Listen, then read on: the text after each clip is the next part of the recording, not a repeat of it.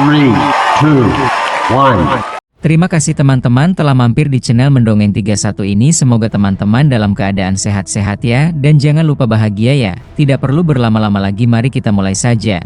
Jadi begini ceritanya. Adegan beralih ke sebuah hotel tempat para penari tampil. Dan Sir Kirchall memimpin pertunjukan dikelilingi oleh para wanita. Sir Kirchall bersenang-senang, sepenuhnya yakin bahwa keluarga Marbus akan segera berada di bawah komandonya. Wanita di sebelah kirinya juga sama percaya dirinya. Berpikir bahwa seorang pria seperti Sir Kirchall jauh lebih cocok untuk peran kepala keluarga daripada seorang anak laki-laki berwajah bayi seperti Leon. Gadis-gadis di sekitar mereka terus menyanjungnya.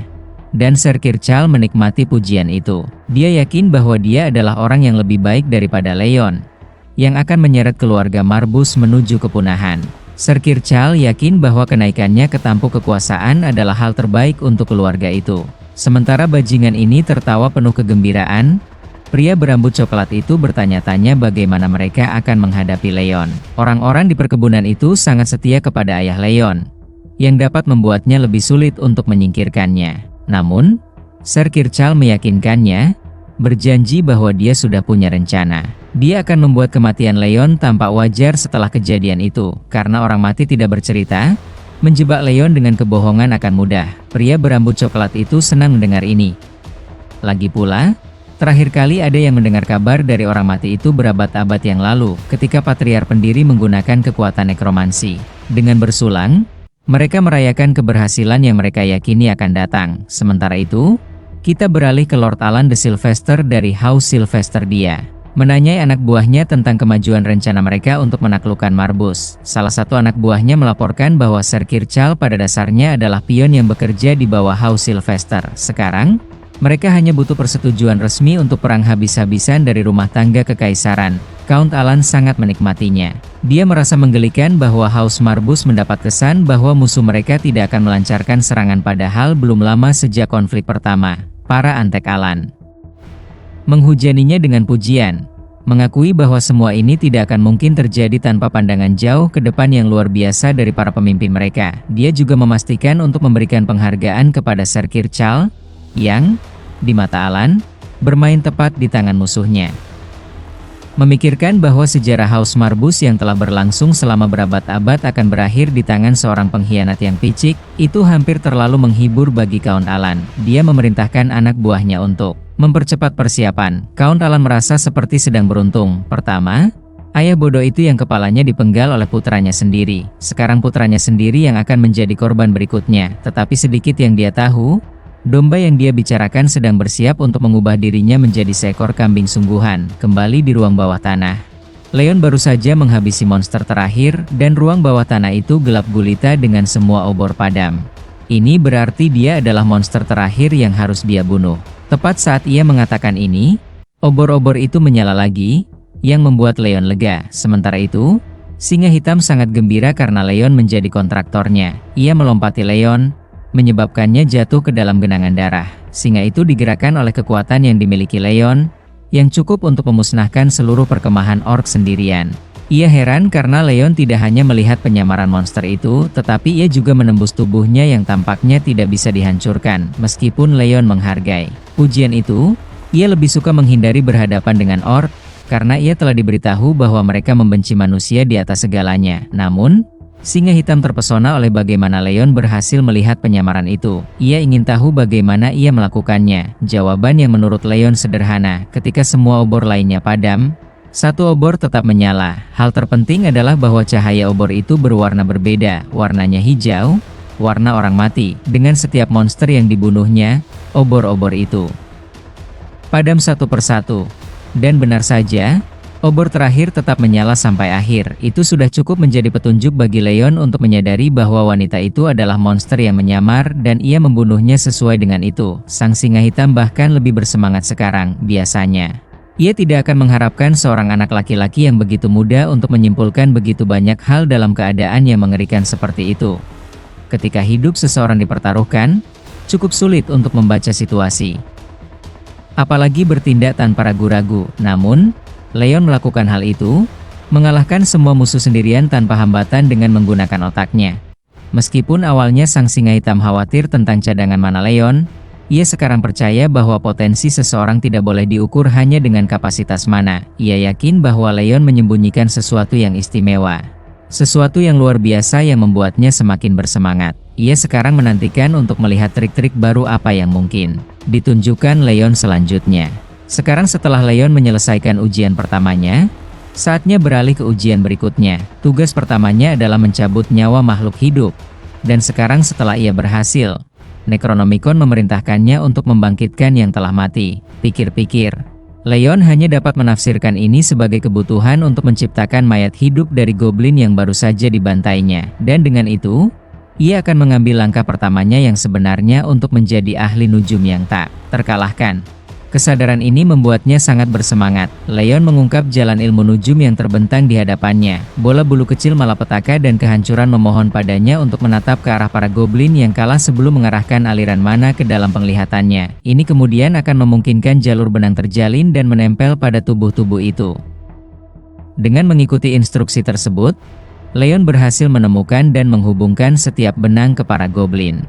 Benang-benang ini dikenal sebagai garis kematian. Mereka melayang di atas batas kematian. Setiap benang menghubungkan jiwa dari dunia ini ke dunia berikutnya. Marbus menjelaskan bahwa spesialisasi seorang ahli nujum terletak pada pemisahan jiwa dari tubuh orang mati, mengonfirmasi ritual ekstraksi.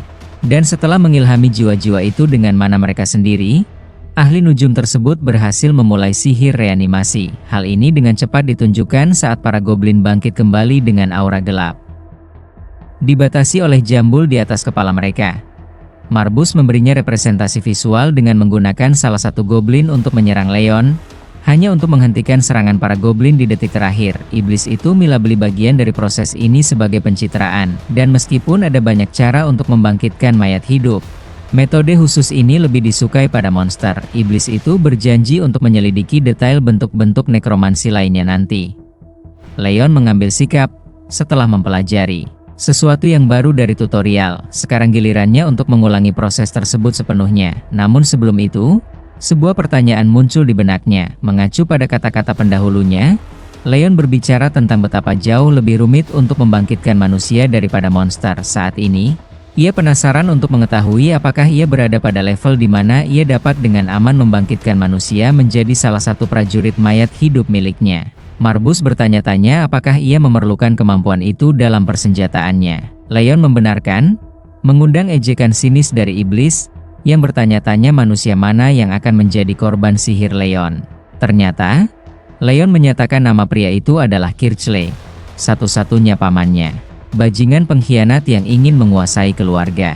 Kembali ke sudut pandang Kirchley, kita melihat dia menjelek-jelekan ayah Leon, menganggapnya sebagai orang bodoh yang tidak tahu apa-apa. Dia menganggap dirinya sebagai pria yang tepat, orang yang berada di jalan menuju kebesaran setelah kematian saudaranya sendiri. Sekarang, satu-satunya yang tersisa adalah mengurus anak laki-laki itu sebagai pewaris langsung keluarga. Setiap pria waras akan merasa bersalah. Mungkin bahkan berduka membayangkan pikiran membunuh keponakannya sendiri. Namun orang ini setara dengan sampah, percaya bahwa itu seharusnya tidak menimbulkan masalah baginya sama sekali. Sebenarnya, dia ingin momen ini menjadi momen perayaan, bukannya merajuk. Namun saat mereka asyik menikmati minuman mereka, suara gemuruh keras menggema di seluruh bangunan. Lampu gantung itu putus dan jatuh tepat di tengah, mengejutkan seluruh kelompok. Kirchley butuh waktu sejenak untuk mencerna apa yang sedang terjadi.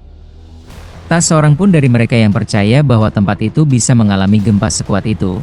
Terutama saat tempat itu disihir oleh artefak ajaib. Mata Kirchley menjauh saat dia memberi isyarat kepada kelompoknya untuk tetap diam. Dengan suaranya, dia menanya penyusup yang bersembunyi, mengejek pria itu karena mencoba membunuh dirinya. Suara Leon bergema kembali, mengejek pamannya karena memiliki ide-ide konyol seperti itu. Matanya yang berwarna kuning keemasan menatap dingin pria itu dari kejauhan. Kirchley menganggap bocah itu tidak lebih dari seorang kepala keluarga muda yang tidak berguna dari rumah tangga yang hancur. Dia memberi isyarat kepada anak buahnya untuk mengurus bocah itu. Namun Leon bersikukuh pada pendiriannya. Pria itu langsung memberitahu lelaki tua ini untuk menghormatinya sebagai kepala keluarga Kirchley. Mempertanyakan mengapa anak-anak laki-laki itu datang ke sini larut malam. Leon membalas dengan dingin, menyatakan bahwa dia tidak perlu membuat janji untuk menemui salah satu bawahannya. bahkan mengejek Kirchley karena egonya. Kirchley, yang sekarang kesal secara fisik, membentak anak laki-laki itu karena menganggap dirinya sebagai kepala keluarga yang layak dan mampu memimpin keluarga. Dia bertanya-tanya apakah Leon takut kursinya yang berharga akan segera diambil darinya. Tikus yang merengek itu berpikir bahwa sudah terlambat untuk mengkhawatirkan hal-hal seperti itu, karena ayah anak laki-laki itu sudah meninggal, dan tidak ada yang bisa melindunginya lagi. Mengangkat tabir, Leon berpendapat bahwa dia sangat mengerti bahwa dialah satu-satunya yang bisa melindungi dirinya sendiri. Kirchley menertawakan anak laki-laki itu karena dengan sombong datang ke sini sendirian, menantang pamannya dengan mengorbankan nyawanya sendiri. Anak laki-laki kita segera mengoreksinya. Dia tidak pernah mengatakan apapun tentang datang sendirian. Kirchley tidak mengerti omong kosong apa yang sedang dibicarakannya. Tiba-tiba, tanah di bawahnya bergemuruh. Tubuh Kirchley gelisah dan bertanya-tanya bentuk sihir apa yang sedang digunakan. Dia bisa merasakan sensasi kegelapan yang mengerikan. Dia menolak untuk mempercayai pemandangan mayat hidup di hadapannya. Ini adalah ilmu hitam, dan dia tahu itu dengan sangat baik. Bajingan itu menggumamkan kebingungannya. Bahkan saudaranya pun tidak. Almarhum patriark dan ayah Leon ternyata bisa memanfaatkan kemampuan yang menantang maut tersebut. Leon menekankan bahwa keluarga Marbus memiliki sejarah yang lebih kaya tentang ilmu sihir di masa lalu. Terlepas dari situasi yang berbalik melawannya, Kirchley dengan bodohnya memerintahkan anak buahnya untuk mengalahkan para goblin mayat hidup sekaligus. Mereka secara kolektif menerjang maju, mencoba mengalahkan para goblin. Saat salah satu bila mereka hendak mencapai wajah anak laki-laki kita, seorang goblin mayat hidup melawan dengan menghantam senjata. Pria itu membuatnya sangat terkejut. Dengan senjatanya yang ditangkis, pria itu dibiarkan terbuka lebar untuk diserang oleh goblin kedua. Dia menemui ajalnya ketika bilah pedang itu mengiris perutnya, merenggut nyawanya saat tubuhnya menyentuh tanah. Wajah Kirchley tampak hebat sekarang. Pria ini sedang mengompol. Goblin mayat hidup lainnya berbaris untuk mengalahkan penjaga yang tersisa, membantai mereka bulat-bulat. Melihat pemandangan keji itu, si bajingan pengkhianat itu tak kuasa menahan diri untuk berpikir bahwa ia tengah berhadapan dengan seorang psikopat. Terima kasih teman-teman telah menikmati channel ini dan tidak segan-segan untuk selalu mengingatkan untuk memencet tombol like-nya, tombol subscribe-nya, dan aktifkan juga lonceng untuk tidak terlewatkan episode baru dari Mendongeng 31. Terima kasih.